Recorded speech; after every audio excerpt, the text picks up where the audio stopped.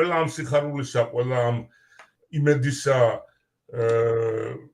მაინც არის ხინჯათ რა, ეს არის ხალხი, რომელიც ატუსაღუშია, რომელიც ვოტაცებულია და რომელიც მძევლად აყავს აყვანილი ოცნებას და აი არ ვიცი როგორ გავაკეთოთ, რა ვქნათ, რა მეთოდი ვიპოვოთ, სულ имას ვფიქრობ, რომ რა რითი შეგვიძლია რაღაცა ხერხი გამოვნახოთ, რომ ვაიძულოთ ამ ხალხის გაზრდა. ერთი აუცილებლად ეს ხალხი, ვინც ახალი დაკავებული არის, ვიღაცები გაზაფხულის დროიდანაც, მაგრამ წეღან შემხვდა ეგეთი პოსტი უჩა აბაშიძეზე, რომ უჩა აბაშიძეზეო მსჯელობა ყოფილაო, რომ მოდიო არ ვახსენოთო მისი განთავისუფლების მოთხოვნაო, რომ ესო ჩვენ დაგვაზიანებსო. ვაი თქვენ პატრონს თქო რა, უკაცრავად სახელმწიფო. ეს მეც მაგის თქმა მინდა რა. მე არ ვიცნობ საქმის დეტალებს. რომც ვიცნობდე, არც იურისტი ვარ, რომ მაგალითად იქ წიაღსვლებში ჩავიდე. თუმცა დაკავების მიზეზი პირდაპირ ეთერში ვუყურებდი, რაღაც სათამაშო იარაღები რო ამოიღეს და შემდეგ რაღაცების კვალიფიკაცია მოხდა. ამაზე არც ერთი მხარე აღარ საუბრობს. რა ხდება და როგორ ხდება, მე პირადად არ ვიცი, მაგრამ სინამდვილეში არც მაინტერესებს. დაკავების მიზეზი იყო პოლიტიკური. გასაკვირველია. მაგაზე თავდება ყველაფერი, რეზი. მაგაზე თავდება ყველაფერი და всё, ჩვენ იმის იქით. რამდენად რაღაცა ამორალურ რაღაცას აბრალებენ თუ ნამდვილია თუ არ არის, მე მაგის განხილვაში ვერ ჩევალ და არ ჩევალ. უბრალოდ, რაც რისი თქმა შეგვიძლია, ეს არის ის, რომ შენი თანამებრძოლი რაღაც საკითხის მიმართ დააკავეს პოლიტიკურად, მე რა ამოქეკეს, როგორ ამოქეკეს, ფალსიფიკაცია არის, არ არის, ამ თემას ჩვენ არ განვიხილავთ. ეს თანამებრძოლი კი არა, აქტიური და ეფექტური თანამებრძოლი, რომელიც რეალურად რაღაცა სიკეთე მოხონდა ამ ბრძოლისთვის. ის დანარჩენი საკითხი, რაც შეიძლება რომ ადამიანს ამ პროტესტის მიღმა თუნდაც დანაშაული კონდეს თუ რა კონდეს, ეს უნდა გარჩიოს ნორმალურმა სასამართლომ.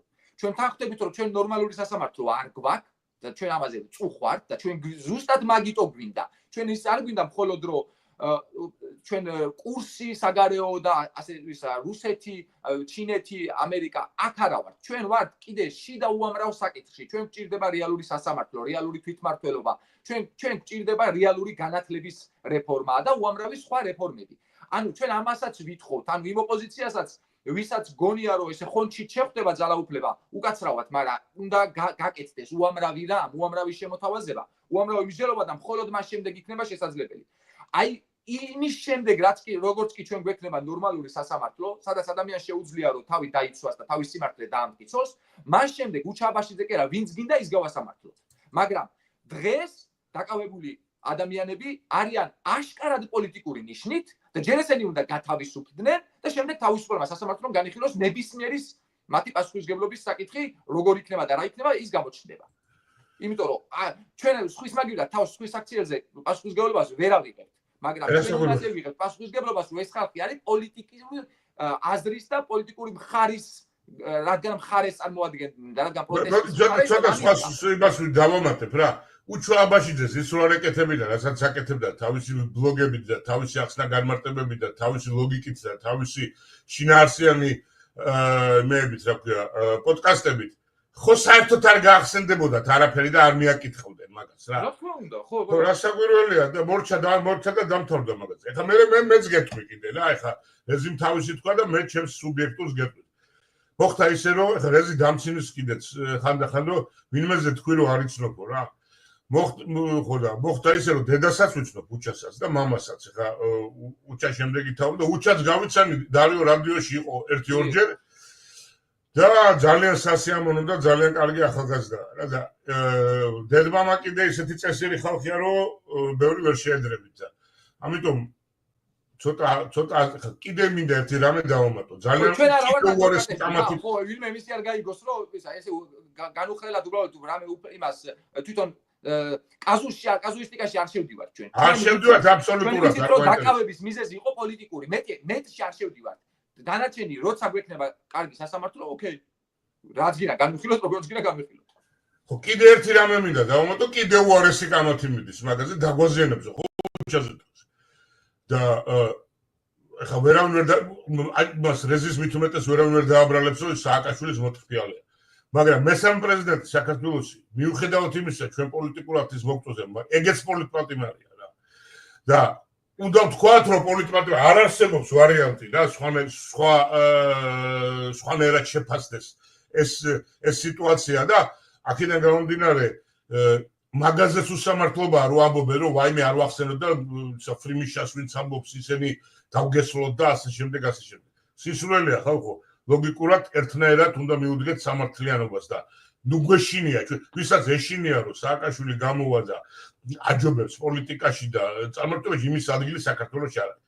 შიშის ადგილი სააკაშვილის კი არა მამალი მგლის არ უნდა გიყო. აღარავის არ აიხლა რომ გაჩვენეთ კადრები იმ ხალხს ჩონგურსიმები გავუგიო რომ გეროდა ვისი ეშინია და სააკაშვილის ეშინია და მივანიშვილის თუ პუტინის არ ეშინია და არავის არ ეშინია. ასე რომ იგივე ეხება სააკაშვილსაც.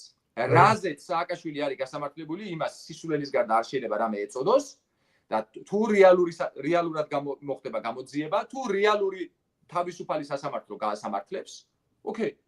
ამაზე ჩვენ ვართ თანახმა, ვინცეც არ უნდა ეხებოდეს. ოჯახის წევრს ეხება თუ, უცხოს ეხება თუ, მე მომწონს თუ არ მომწონს, ყველა ადამიანს აქვს უფლება გასამართლდეს ეწვის საფუძველზე ნორმალურ სასამართლოში. აი ეს თუ გვაქვს ჩვენ დაკარგული და ჩვენ თუ ვიძახით რომ ზვიად ცეცხლაძისთან მიმართებაში არ ვარ გასასამართლო, მაშინ იქვე უნდა თქვა რომ სხვასთან მიმართებაშიც არ ვარ. გასაკვირველია. და იგივე ზვიად ცეცხლაძე მაგას ამბობს პირველ რიგში, იმიტომ არის ზვიად ცეცხლაძე კარგი ბიჭი და კარგი მოქალაქე, რომ ეგეც სწორედ მაგას ამბობს და ყველა მაგას ამბობს, ვინც. ხო და ეს ხო კარგი ბიჭობის და ცუდი ბიჭობის მიხედვით არ უნდა წდებოდეს. გასაკვირველია, აბა. ზვიად ცეცხლაძის დაცვა თუ არ წარმოადგენს შენ დაზიანებას, იმიტომ რომ კარგი ბიჭია. მე კარგი ბიჭობით და ცუდი ბიჭობით არ მაინტერესებს.